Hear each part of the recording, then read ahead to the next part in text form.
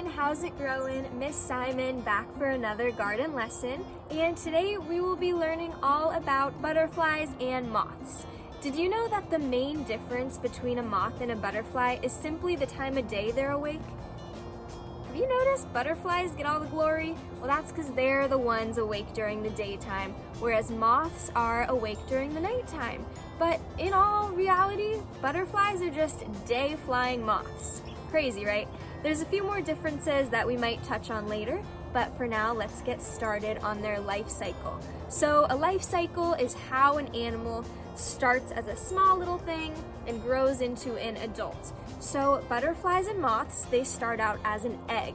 So right over here, you'll see this is where it all begins. A female butterfly or moth will lay an egg on a leaf, and this egg is going to then hatch, and out of it will come the larva.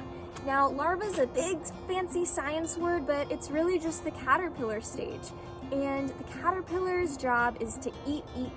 That's its main goal, is to store up energy so that it can get ready to form a pupa. This right here is stage number 3. This is the pupa. It's also known as the chrysalis or sometimes the cocoon. Depending what kind of butterfly or moth it is, it's either going to have a silky case, which makes it a cocoon, or it's not going to have that silky case and it'll be a chrysalis.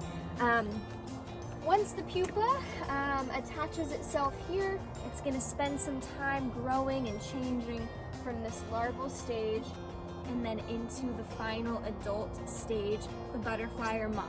So out of here is where the butterfly or moth will hatch.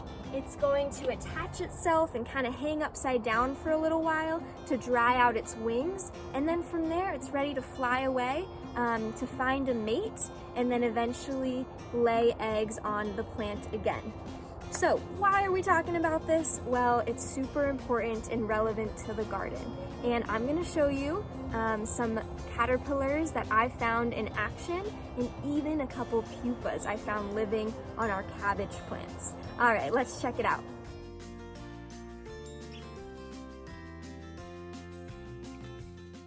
If you look closely at our cabbages, you can see there are holes in the leaves.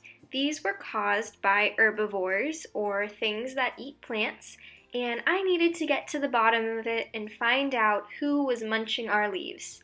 And as I looked closer, I found some cabbage butterfly larvae and pupa, which you can see here.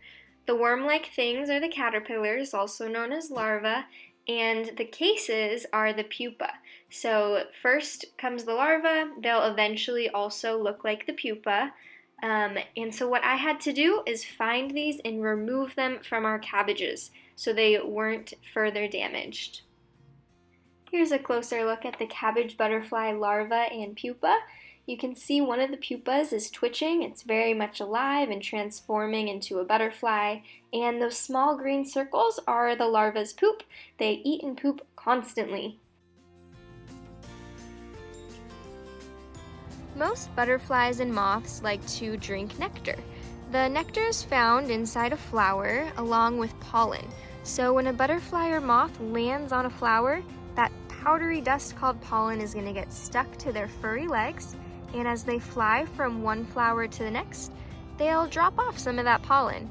And that process then causes pollination, which helps the plant to then make seeds, which are starting to form here. This is calendula, and those are forming calendula seeds.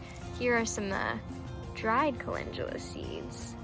So without the butterflies and the bees, all these pollinators, we wouldn't be able to get seeds or even fruit. So butterflies are a friend of the garden, same with moths. Fun fact, not all butterflies and moths just drink nectar. In fact, some of them will even feed on dead carcasses. Yeah, dead animals.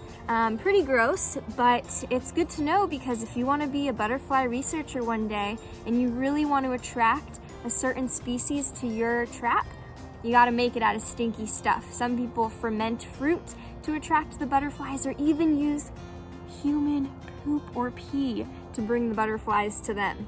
Crazy.